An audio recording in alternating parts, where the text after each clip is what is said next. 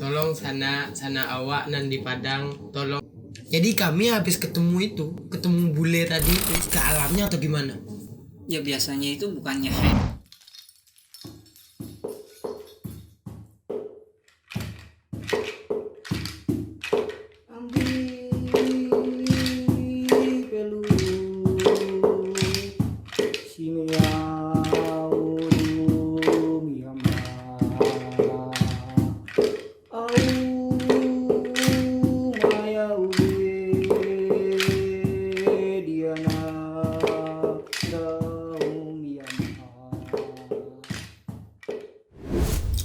Jumpa lagi di channel Bumi Spiritual.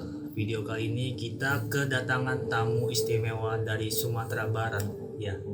Iya, Dengan siapa namanya? dengan Rizky, Bang. Rizky ya, Bang Rizky ya. Bang Rizky, ini kita memang sudah lama berteman, cuman kali ini kita bertemu. Nah, kita mau diskusi nih tentang pengalaman Bang Rizky tentang kemana? Mendaki Gunung Merapi, Bang. Oh, pendaki Gunung Merapi. Sekarang kita persilakan nih wawancara kita dengan Bang Rizky. Gimana Bang Rizky? Ceritain dari awalnya nih gimana nih ceritanya? Jadi itu kan kita kan ada rencana, Bang, mau naik Gunung Merapi kan, Oke. yang di Kota Baru, Bukit Tinggi. Jadi waktu itu kami mulai dari berangkatnya dari rumah kami 3 orang. 3 orang. Iya, Cowok semua. cowok semua, Bang. Oke. Dari awal perjalanan kami dari rumah, kami itu ada sih namanya jalur bypass yang di Padang itu kan, jalur bypass. Jadi jalur bypass itu dari sanalah kami mulai jalan, dari naik mobil numpang mobil orang kan, numpang mobil orang. Itu bayar? Itu tidak, Bang, enggak. Tidak. Cuman kami minta belas kasihan lah menumpang kan. Iya.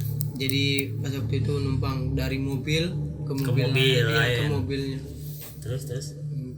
Jadi ada perjalanan kami waktu itu memakan waktu ada sekitar 5 jaman lah, Bang. Dia rumah ke gunung. Iya, 5 jam. Itu, Berangkat pagi, itu berangkat kami siang, Bang. siang, Jam 3 sore. jam 3 sore. Iya, 3 sorean. 3 sore. Sampai di awal daki gunung jam berapa tuh? Itu kami nyampe sekitar jam 8-an, 8 kurang, jam 8. Malam itu ya. Iya. Jadi pas waktu itu mulailah kami dari pos kan. Mulai dari pos itu kami diskusi lah dulu kan. Yang bayarkan kalau naik gunung itu kan pasti ada buat dibayar di pos itu, Bang. Kita bayar dulu iya. 10.000 per orang. Ntar kita dikasih kertas. Tiket ibarat Iya, itu ya. iya, kertas 1 lembar, Bang. Jadi ditulis lah namanya kan. Namanya siapa, rombongan berapa orang. Jadi pas waktu itu kami bayar 30.000 kami bertiga kan. Mulai dari perjalanan, Bang, itu udah biasa-biasa aja. Kan kami ceritanya udah masuk nih kan, udah masuk jalur perjalanan dari itu, Bang, dari pintu pos itu ke BKSDA itu namanya. Kayak kaki gunung, cuman kayak ada lahan datar gitu, Bang. Lahan datar Oke. buat perkemahan, buat ndirin apa kan, Kemah-kemah, tenda ya. tenda-tenda. Iya. Jadi pas waktu itu dibilangnya kan, Bang, gak mungkin lah kita naik ke puncak malam ini. Iya. Kita istirahat di sini aja. Oh, langsung istirahat. Iya, istirahat Pas kami di situ. Kami berdiriin tenda kan di bukit kecilnya di gitu. Iya, bukit kecilnya.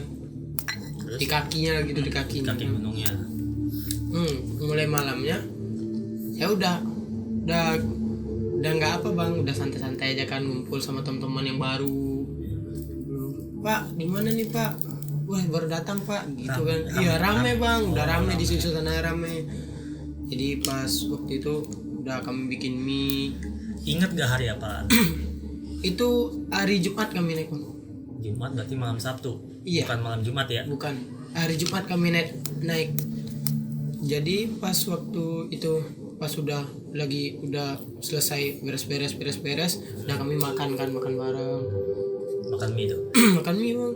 Makan mie kita kan. Jadi pas waktu makan mie, adik-adik saya yang dia bilang, Bang, besok kita ke puncak yuk pagi. Jam berapa? Kita mau lihat negeri di atas awan, katanya kan. Negeri di atas awan, katanya kan. Ayolah, naik pagi. Jam berapa kita naik ke pagi? Jadi pas itu tuh, Bang, jadi kami udahlah ngobrol kan, perancangan buat naik besok, kita bawa apa aja. kita mau base camp, dirin base camp nggak di atas, mau dirin tenda nggak di atas, atau tektok gitu kan. Jadi dibahas-bahas dari situ bang. Ada yang minta kita nginap aja di atas, udah kita tektok aja dekat ini kok. Ya lumayan sih 2891.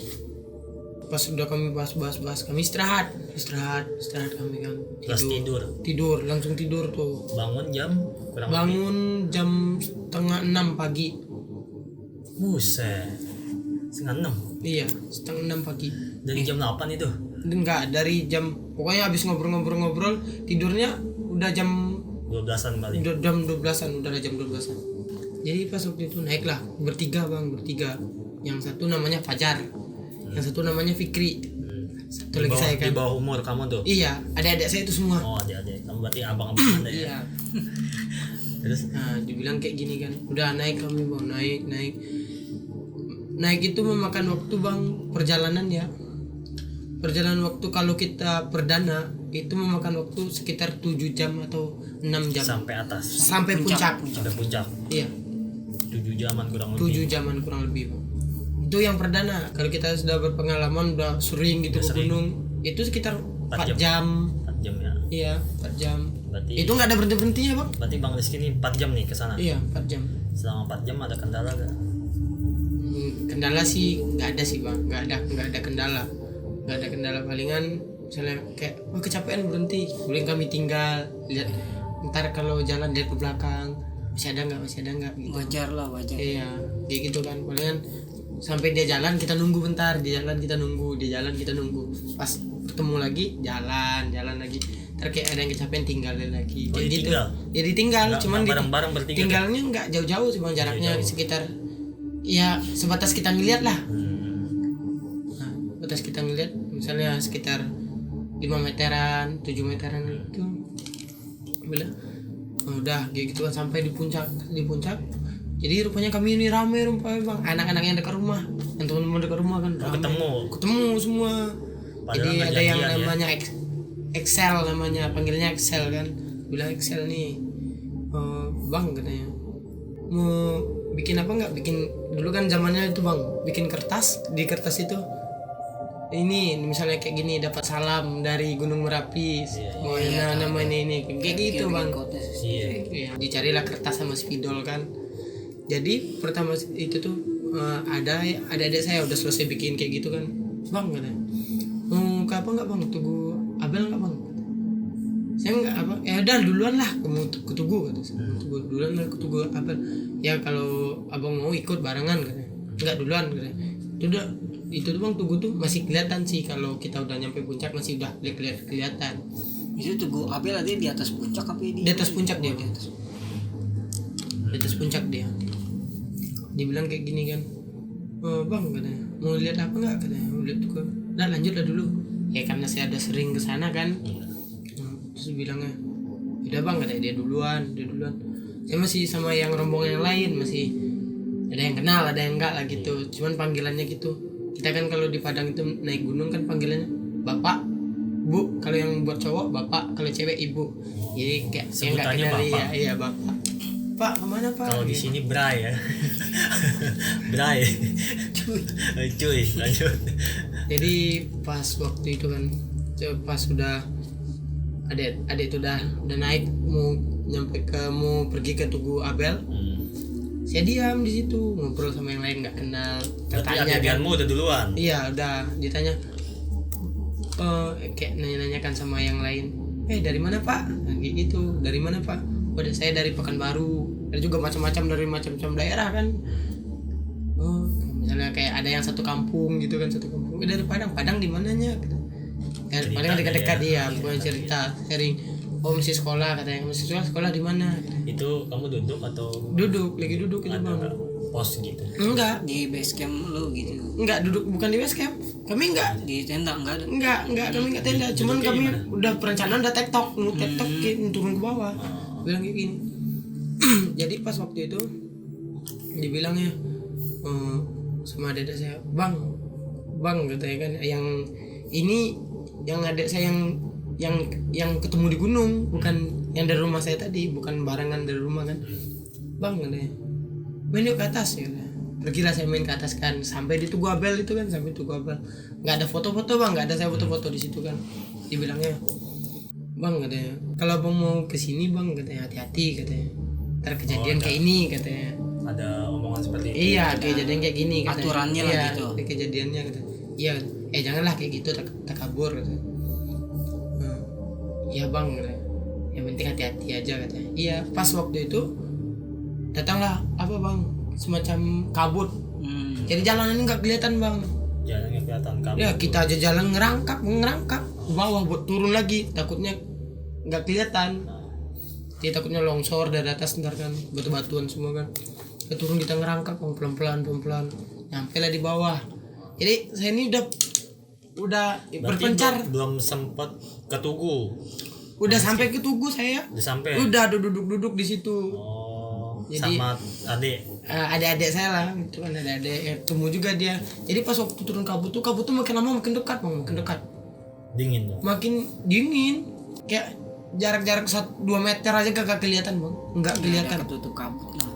Jadi waktu itu kan saya udah saya turun saya turun sama si Fikri, namanya turun lah saya sama si Fikri ini kan. Berdua itu. Iya berdua turun, yang lainnya masih tinggal di atas. Yang tinggal di atas kan, saya ingat betul saya turun berdua kan. Dibilangnya, ayo bang lah kita turun bang katanya. Kita turun jalan lah pelan-pelan, kami jalan nggak lari. Biasanya kami kalau turun tuh lari bang, lari. Ini waktu itu kami jalan pelan-pelan aja, yang menunggu si Fajar ini saya. Di belakang ya. Iya, yang di Nunggu belakang. Fajar ya? Iya, nunggu si Fajar ini. Bang, kok Fajar nggak kelihatan bang? Masih di atas kan? Ya tadi dia masih di belakang kita kan. Kita tunggu aja pelan-pelan. Makin lama makin pelan.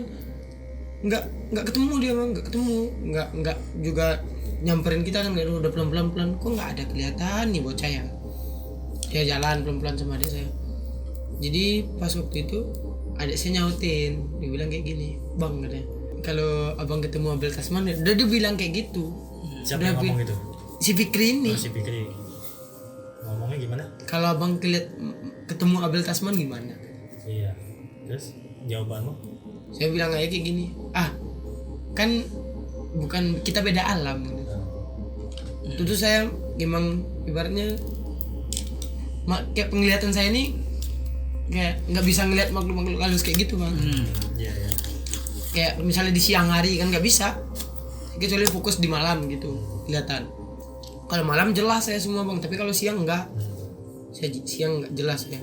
Jadi waktu itu adalah kan kayak bule bang, kayak bule dia. Oh, ketemu Kayak bule. Cuman saya nggak kepikiran ke situ, emang nggak kepikiran ke Abel Tasman itu kan, nggak, emang udah kayak biasa. bersama Fikri. Ya sama si Fikri ini. Dia bilang saya duduk di samping dia. Pak, saya tanya kan karena dia bilang bisa lah bahasa Indonesia kan, Pak ada susunya lagi nggak? Dia lagi ngemutin susu saset. Yang itu dia bilang, Pak ada susu lagi. Dia diam. Kok diam sih? Saya tanya air, kan air dia bawa jerigen kan. Pak ada airnya lagi Pak. Dia diam, nggak jawab sama sekali. Saya bilang, tapi wajahnya tuh nggak jelas. Wajahnya nggak jelas, memang wajahnya nggak jelas kan.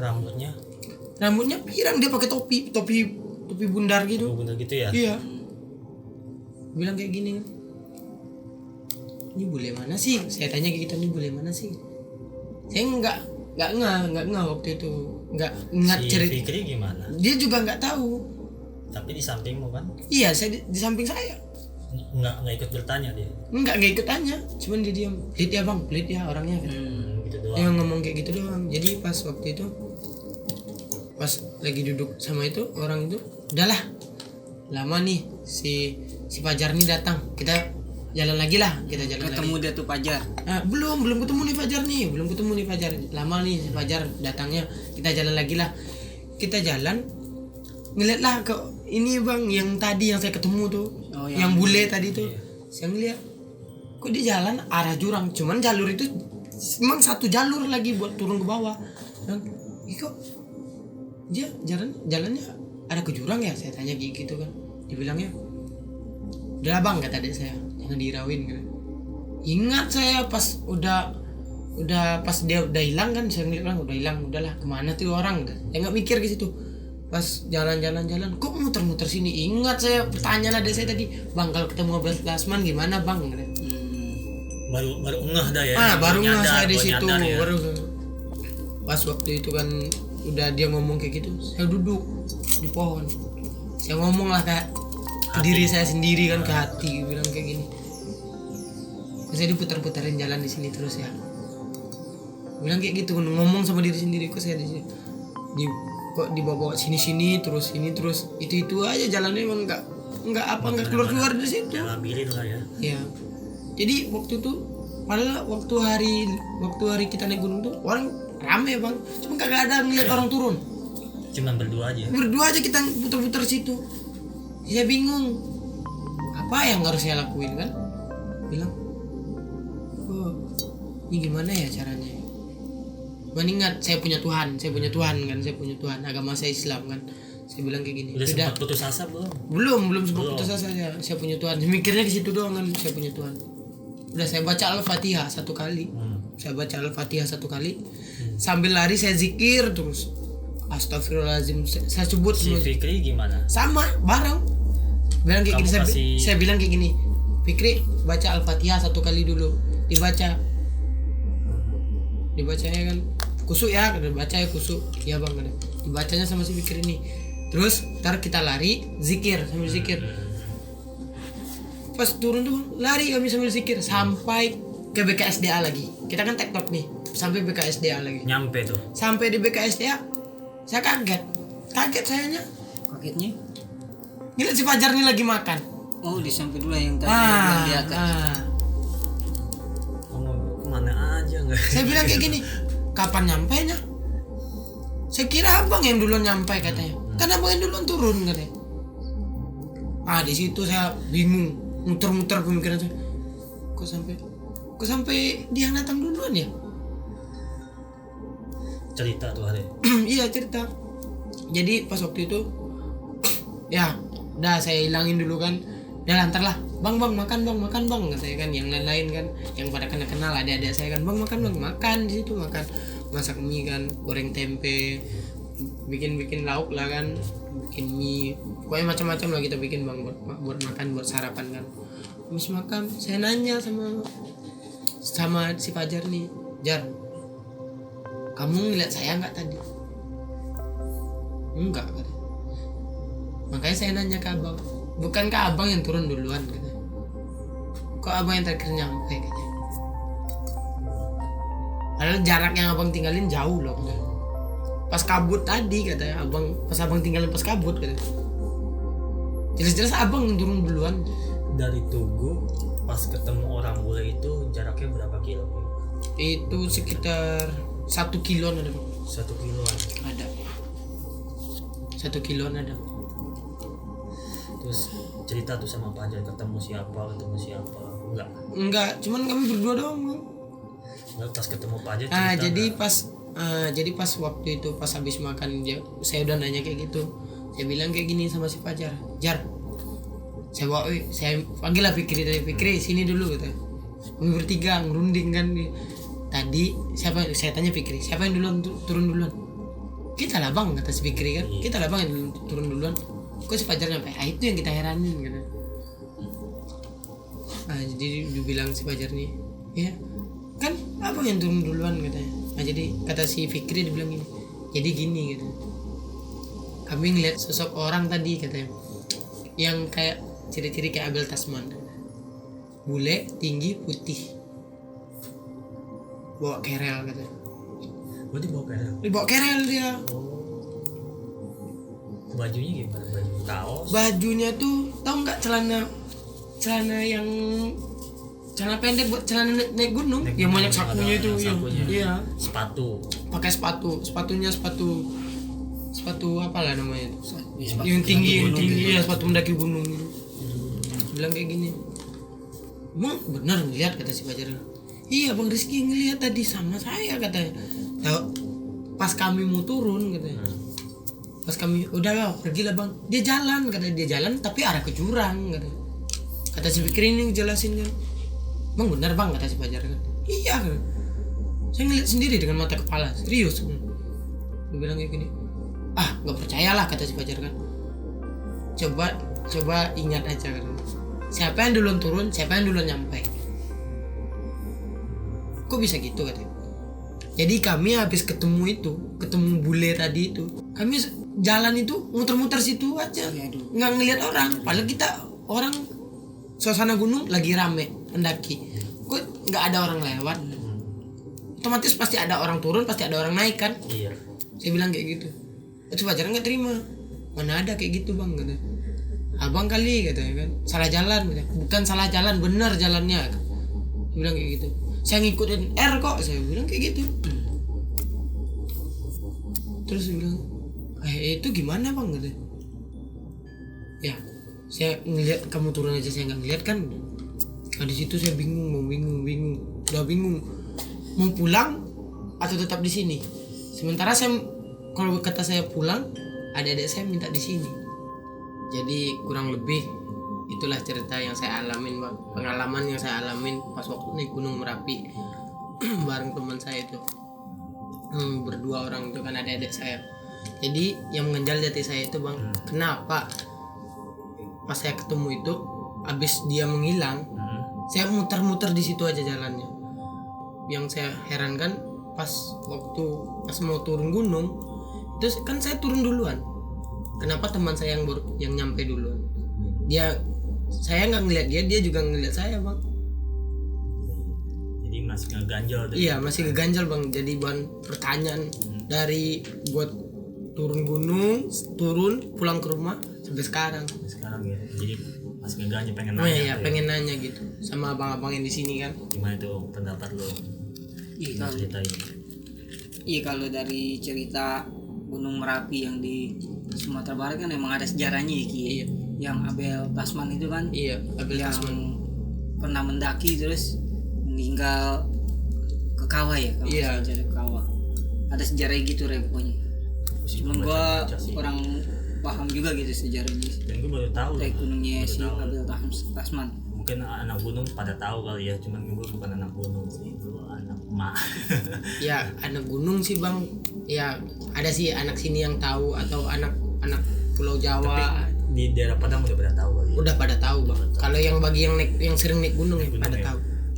Gimana om menurut lo? Kok dia bisa nih Bang Rizky ini? Dia muter aja tuh ya, muter aja ke situ. Capek gak? Lumayan sih bang.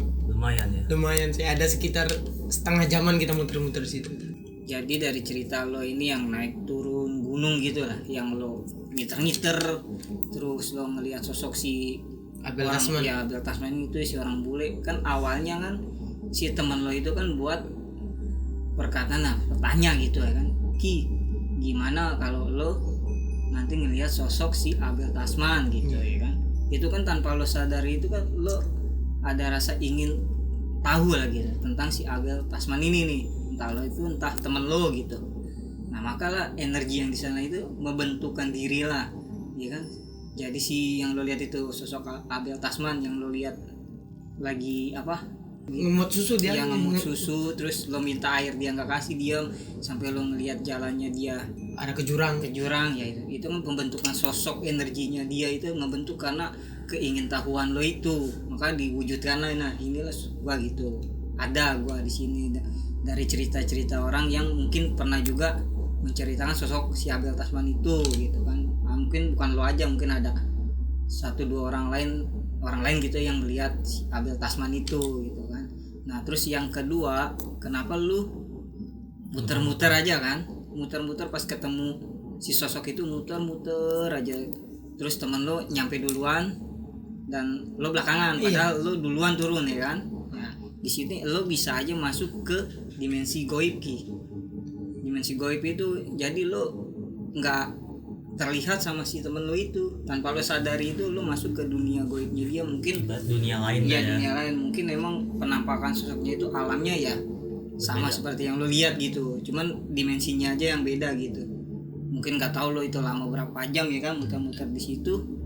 Setelah lo sempat punya keingatan ke Tuhan lo kan, membaca surat Al-Fatihah itu kan sama aja lo kan membuat penjagaan diri sama aja kan, maka kebukalah si alam gaib itu kan. Nah lo baru bisa kan keluar dari ranah goib itu dan ketemu temen lu dibawa, ya kayak gitu aja sih. Tapi bisa gak kemungkinan kalau dia nggak ngebaca-baca dia tersesat?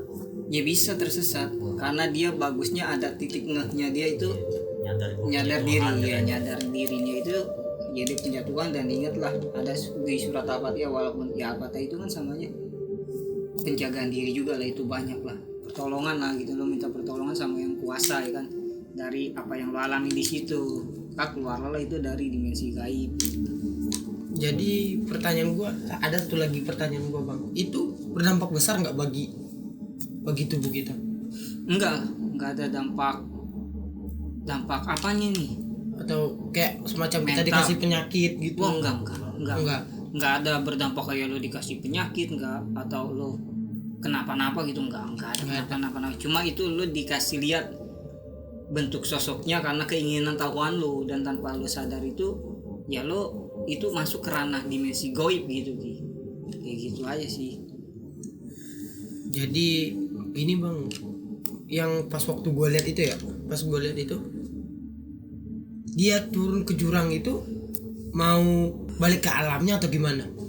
Ya biasanya itu bukannya dia mau balik ke alamnya ya kan, ya dia kan petilasan dia gitu ya kan, yang dia lewat situ mungkin gerbangnya dia gitu, entah dia mungkin, kita nggak tahu ya kisahnya ya, entah dia di situ memang pernah jatuhnya di situ juga gitu kan, ya pokok tempatnya dia lah gitu Ki, Atau punya kenangan di situ ya. Dimensinya dia lah.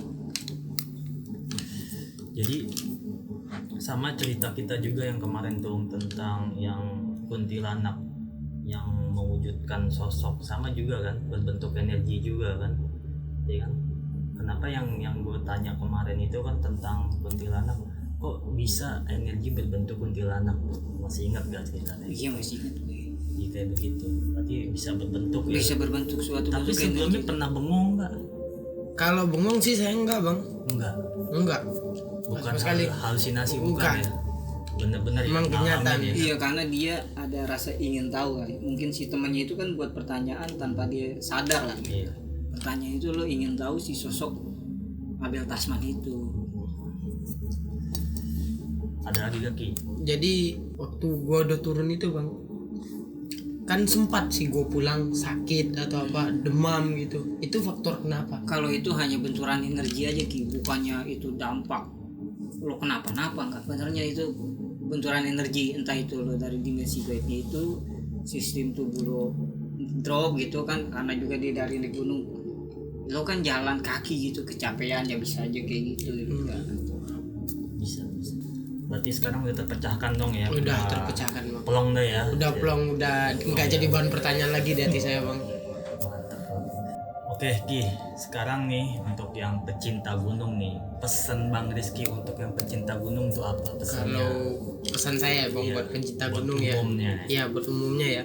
Yang pertama, kita tuh kalau naik gunung, janganlah pengalaman sempat kayak saya bang, Iya. yang ninggalin teman, jangan sampai kayak gitu. Iya. Yang kedua, saya pesan jangan takabur dah, Jangan ngomong, jangan asal ngomong, jangan sombong.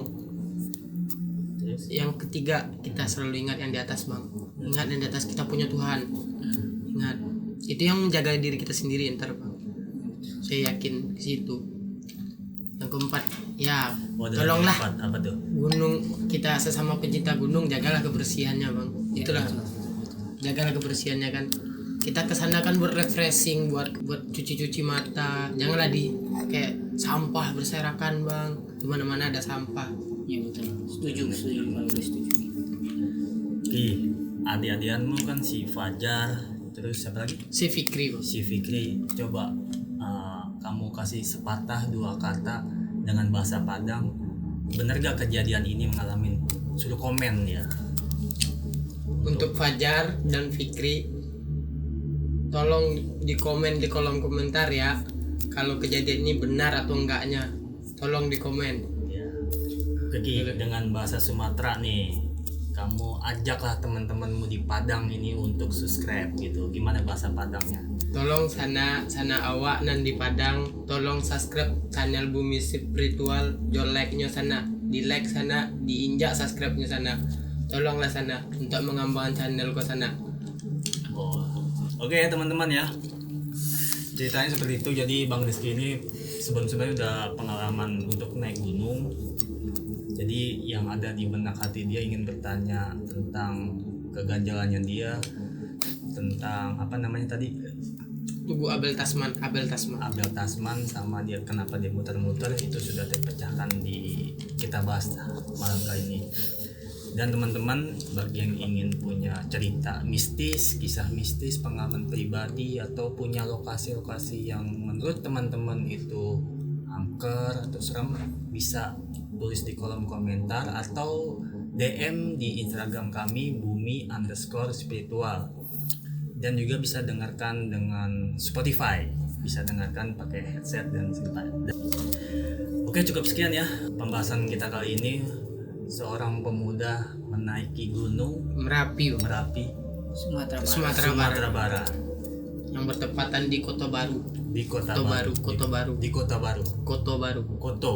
Kota itu kota. Ya, kota Bang. Kota Baru. Iya. Salam damai, bumi spiritual.